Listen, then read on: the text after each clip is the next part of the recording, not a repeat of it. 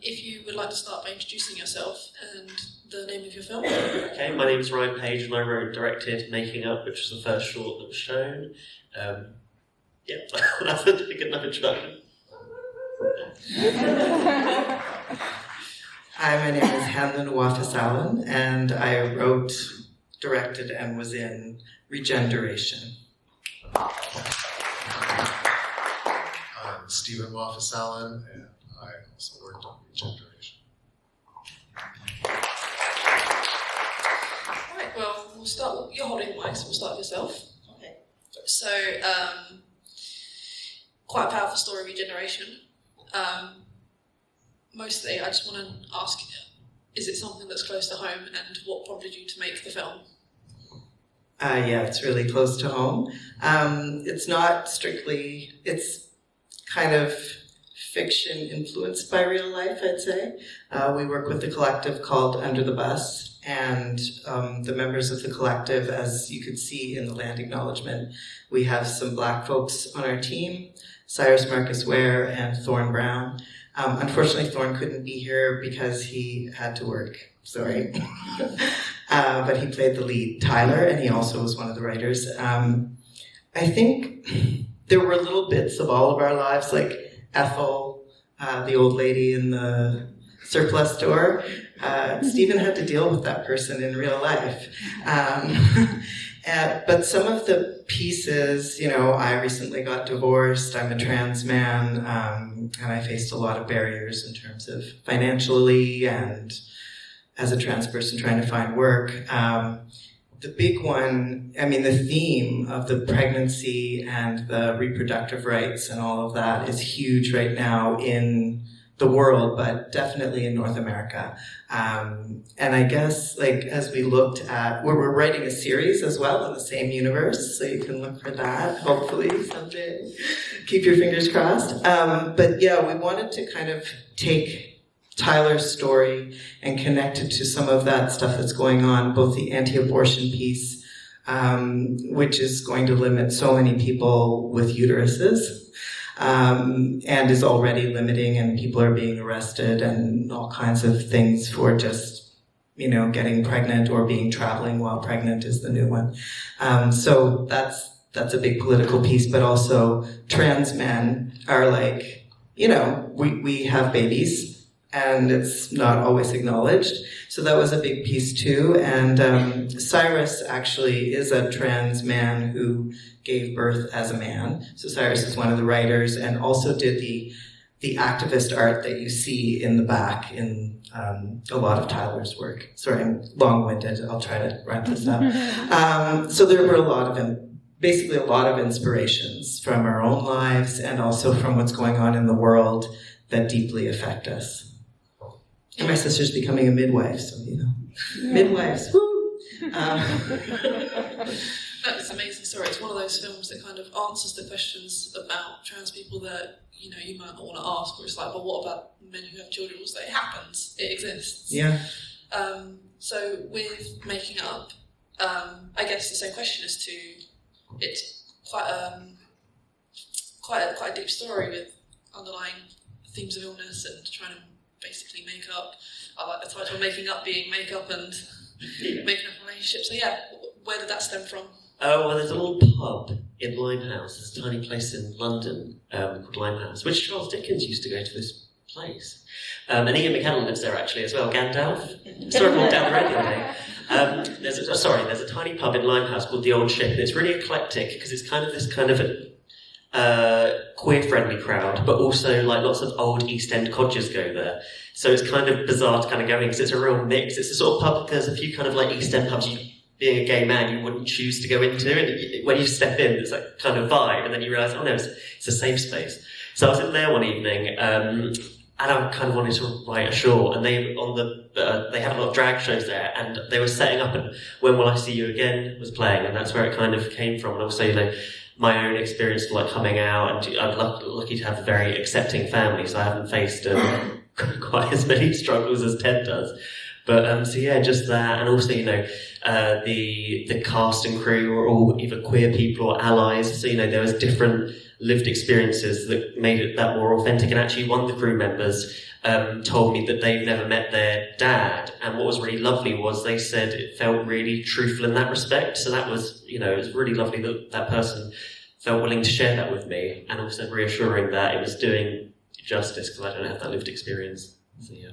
Yeah, that's amazing. I mean, one of my questions would have been the cast and crew. Were they all queer? And if not, did you make the attempt? Did you try to get the whole cast to be queer, or did it just happen? Well, it's funny. I mean, so I know a lot of gay people, which is helpful. Queer people or non-binary people. So that was okay. Well, that's you're just talented as well, who were part of the film. In terms of the cast, so Dave, who plays Ted, is a straight man playing a gay man, and I know I kind of think of Ted as probably just a drag queen. I don't really see Ted as being gay or bi, but I know that's how people interpret the film. And I did when I was sourcing before Katie, our amazing costume designer, came on board, and I was looking up kind of how to make drag costumes or who can make them. Someone did say, "Do you not think it's right that?"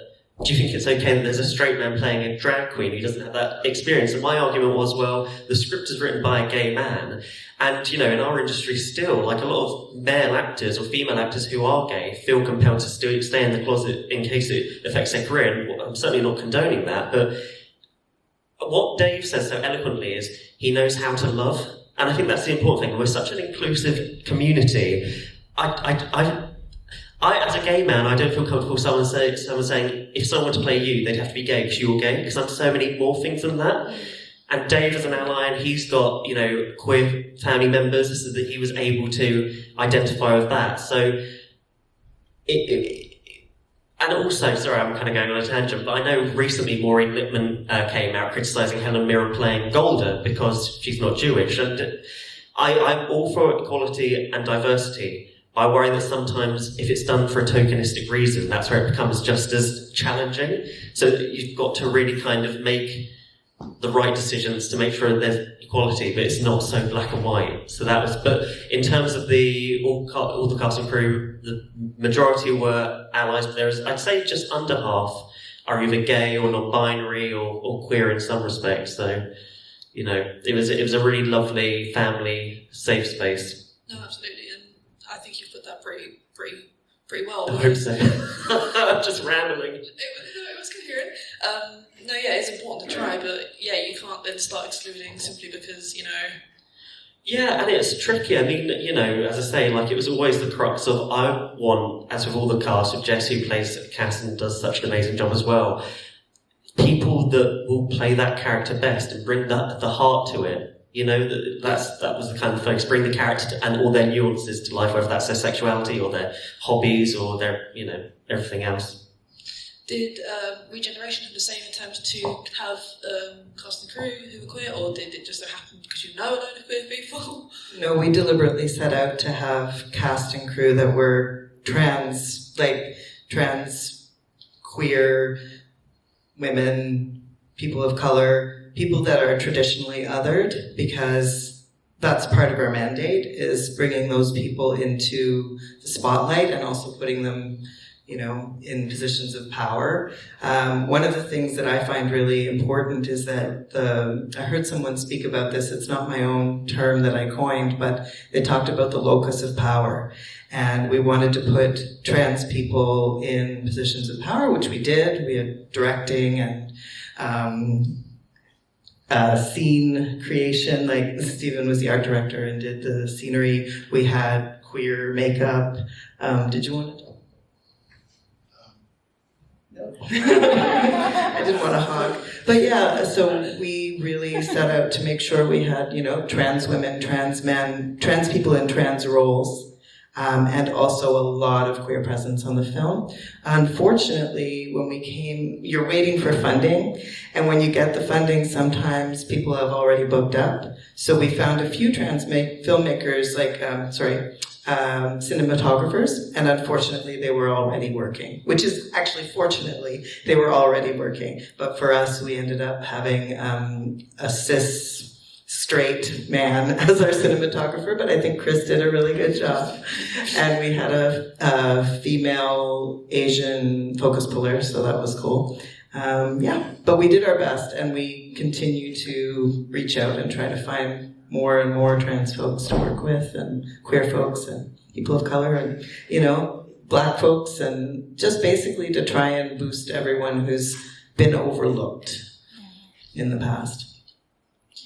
Yeah, I mean, it's very difficult. And like you said, if someone's no longer available, what can you do? Yeah. But it's also nice to have allies on set saying, look, it's a film, it needs to be made, I'll be a cinematographer. Yeah. Did you have any cinematic inspiration for this? Because the look is very nice. It gives me Bi Pride vibes because of a lot of blues, purples, pinks. Yeah, I mean, Chris has a very signature look in his films, so he definitely brought his look to the actual picture creation. Do you want to talk about, because you did the design?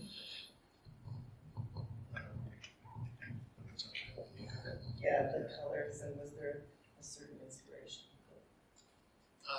Well, I think the characters and the actors playing the characters were the look, especially for the living spaces. Tyler's apartment. Thorne is a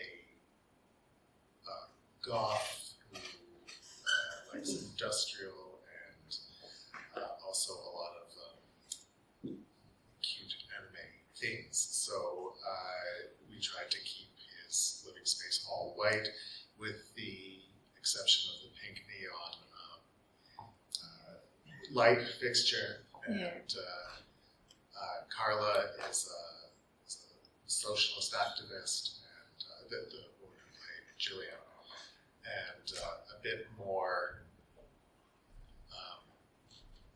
over the top with her design choices in real life, and so we tried to bring that into Julia's apartment too. They were both shot in the same actual physical space, though, so it was a bit of a challenge to make that one space look like two completely different apartments. So. And we just lucked out with the restaurant too. We shot in this amazing lesbian resto bar called Lavender Menace, which unfortunately shut down shortly after we finished filming, which is very sad because it was one of the last remaining lesbian spaces in Toronto. Yeah, but it was already perfect. So, not a lot of work for me there. Yeah.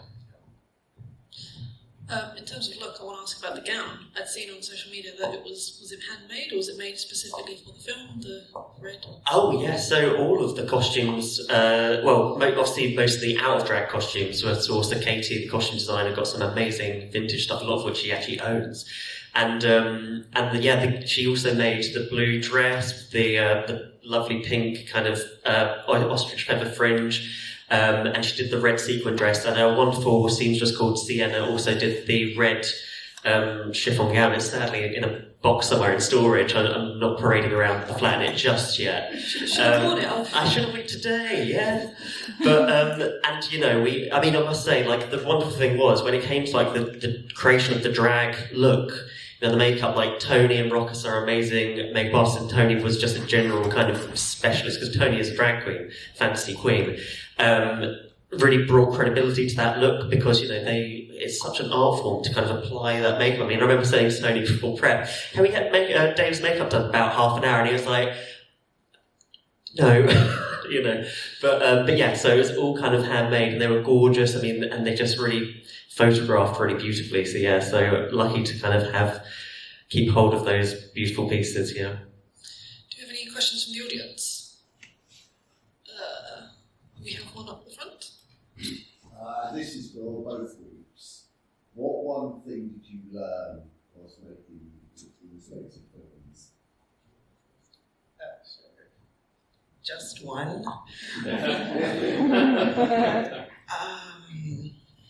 I think the big one for me was rent a soundstage if you can, because we had a train that went by every so often, and we had the AC was loud, and like there were just all these things that it would have been better if we had just, just bit the bullet and rented a soundstage. But yeah, I mean, I think that we learned so much. I could write a letter to you about it.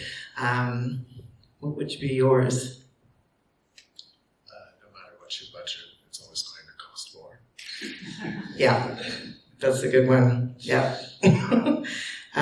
Yeah, but I also learned that there's an immense amount of talent in the people that we chose, and that was a beautiful, I mean, that sounds so whatever, but it's true. Like, I just really loved, especially working with a lot of the leads who just brought so much generosity to the script. And I think that I also learned that there is so much talent in the queer community. We just reached out, and with Kit in particular, who plays the mustachioed kind of Donald Trump-esque character, they just took it and ran with it. And like a true pro showed up on the day, did their own makeup, walked out and gave. And it was amazing. So yeah, like just give people some room and they'll bring a lot. Yes, similarly, I think I learned, it sounds like, who is it, Blanche Dubois, the kindness of strangers, but the generosity of people, because even from the beginning, like when writing it, I had some lovely friends read the script to give me their thoughts, including Claire, my colleague and friend who's here today. I should say friend before colleague, really, shouldn't I? My acquaintance. And then, when we were making the film, I mean, we needed to film on it's like blink and you miss it, a scene on a fire escape. And there's a great venue, I won't name it because I'm going to slag it off, but there's a great venue that is based across from where I used to live. And I said, we just need to film this fire escape, half an hour, blah, blah, blah, blah, it's really quick. They quoted 10 grand just for that thing. But then, wonderfully, when I was literally, I think it was about a week before filming, there's very few fire escapes around London. I've learned from, even when my parents would drive me back up after Christmas, I'd be looking anxiously. But this residential fire escape, this lovely guy, Mr. Jones, I actually call him that, and Mr. Jones don't probably know his first name, he's never told me. But he gave us access, and just, the cast, the crew, it was a 4-day shoot, long hours, people are doing it basically for nothing. It's, it was really emotional and overwhelming especially the final day. I think I'm so sleep deprived that, opening an envelope would have made me cry. But I felt really empowered and liberated and loved and grateful. And I think that was the biggest lesson of the generosity of others. And, when people come together, it takes a village. And, I don't know, I'm lost. I'm at a loss for words because it was just such a powerful feeling of, you get your faith in humanity restored sometimes, which, just for making a film. Oh no, that's amazing though, just people being great. Lovely, yes. Do we have any more questions? I might need a little report. Oh, okay. Yes, in the middle. This is for both groups as well. If you could boil the main message or theme of the film down into one sentence or point, what would it be? Did you? Sure.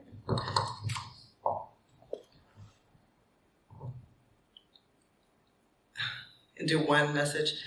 I mean, I think it's about letting trans magic, which we all possess, connect us, uplift each other, and make sure that our human rights are celebrated. I think, to put it into a nutshell, I'd say learning, because what I really loved about your film as well is, we all have different lived experiences, and like a straight person doesn't know how I am to be a gay person, I don't know how it is to be a trans person, but the best thing I can do is learn and be an ally. There's actually a great actor called Alexandra Billings who's in Transparent, and she's released last year an autobiography, and that was wonderful because I think what's great is when you see films and you learn and you can identify and empathise, and you can say, look, I may not always know all the answers and I'm going to make mistakes, but know that it's with the best intentions, so I won't make those mistakes again. Whether it's Black Lives Matter, that was really wonderfully informative because suddenly it was like, hey, I've not had that lived experience, I can't identify with that, and that's my privilege, but I can learn how to be an ally and contribute to make that less of an experience for someone if possible. So yeah, and I think, you know, in terms of, you know, I always say kind of, I think actually someone said the other day, and I do agree with this, like Cass has the more poignant